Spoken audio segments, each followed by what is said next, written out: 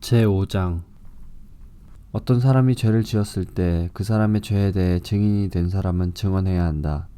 만일 증인이 되겠다는 선서를 하고도 보았거나 알고 있는 것에 대해 증언하지 않으면 그 사람의 죄가 증인에게 돌아갈 것이다. 누구든지 깨끗하지 않은 것, 곧 깨끗하지 않은 들짐승의 주검이나 깨끗하지 않은 가축의 주검이나 깨끗하지 않은 길짐승의 주검을 만졌으면 그 사실을 몰랐다 하더라도 그는 깨끗하지 못하며 죄가 있는 것이다. 사람에게서는 깨끗하지 않은 것이 많이 나온다. 어떤 사람이 다른 사람의 깨끗하지 못한 것을 만졌을 때 그가 몰랐다 하더라도 알게 되면 죄가 있다. 어떤 사람은 아무 생각 없이 맹세를 하기도 한다.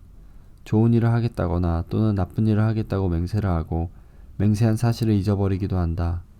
하지만 그 사실을 알게 될 때 그는 죄가 있다. 아무리 생각 없이 맹세한 것이라 하더라도 이는 여호와 앞에서 맹세한 것이기 때문이다. 누구든지 위에서 말한 것 가운데 어느 한 가지라도 죄를 지었으면 그는 그 사실을 고백하고 여호와께 저지른 죄에 대한 속죄 제물을 바쳐야 한다. 속죄 제물로는 암양이나 암염소 한 마리를 끌고 가서 바쳐라. 제사장은 그 사람의 죄를 씻는 예식을 행하여라. 하지만 양 한 마리를 바칠 형편이 되지 못하는 사람은 산비둘기 2마리나 집비둘기 새끼 2마리를 여호와께 죄값으로 바쳐라. 한 마리는 속죄 제물로 바치고 다른 한 마리는 번제물로 바쳐라. 그 사람이 새들을 제사장에게 가져오면 제사장은 먼저 그 가운데서 한 마리를 죄를 씻는 속죄 제물로 바쳐라. 제사장은 그 새의 머리를 비틀어 꺾되 목이 몸에서 떨어져 나가게 하지는 마라. 제사장은 그 속죄 제물의 피 가운데서 얼마를 제단 둘레에 뿌려라.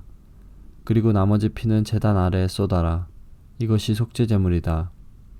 그런 다음에 제사장은 두 번째 새를 규례에 따라 번제물로 바치고 그 사람을 위해 죄를 씻는 예식을 행하여라. 그러면 그가 용서를 받을 것이다. 하지만 산비둘기 2마리나 집비둘기 새끼 2마리도 바칠 형편이 되지 못하는 사람은 고운 곡식가루 10분의 1 에바를 죄를 씻는 제물인 속죄 제물로 바쳐라. 그것은 속죄 제물이므로 가루에 기름을 섞거나 향을 얹지 마라. 제물을 바치는 사람은 그것을 제사장에게 가져가거라. 제사장은 전체를 바쳤다는 표시로 그 가루를 한 줌 쥐어서 불에 태워 바치는 화제물과 함께 제단 위에서 태워라. 이것은 속죄 제물이다. 그렇게 해서 제사장은 그 사람을 위해 죄를 씻는 예식을 행하여라. 그러면 그가 용서를 받을 것이다. 곡식 제물과 마찬가지로 속죄 제물 가운데서 남는 것은 제사장의 몫이다. 여호와께서 모세에게 말씀하셨습니다. 누구든지 실수로 여호와의 성물을 잘못 다루는 죄를 지으면 그 사람은 흠없는 순양 한 마리를 여호와께 바쳐서 허물을 씻는 제물인 속건 제물로 삼아라. 허물을 씻는 순양의 값어치가 은으로 계산할 때 성소에서 다는 무게로 정확히 몇 세겔이 되어야 할지는 내가 정해 주어라. 그 사람은 성물에 대해 잘못한 죄를 갚아라. 그는 그 값어치에 5분의 1을 더해서 그 모든 것을 제사장에게 주어야 한다. 그러면 제사장은 그 사람을 위해 속건 제물로 바친 순양을 가지고 죄를 씻는 예식을 행하여라. 그러면 그가 용서를 받을 것이다.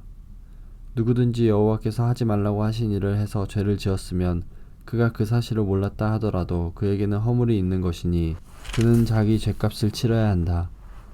그는 제사장에게 내가 정해준 값어치의 허물을 씻는 속건 제물을 가지고 가야 한다. 그 제물은 속건 제물로 알맞은 흠없는 순양으로 하여라. 제사장은 알지 못하고 저지른 그 사람의 잘못을 씻는 예식을 행하여라. 그러면 그 사람은 용서를 받을 것이다. 그는 여호와께 잘못을 저질렀으므로 속건 제물을 바쳐야 한다.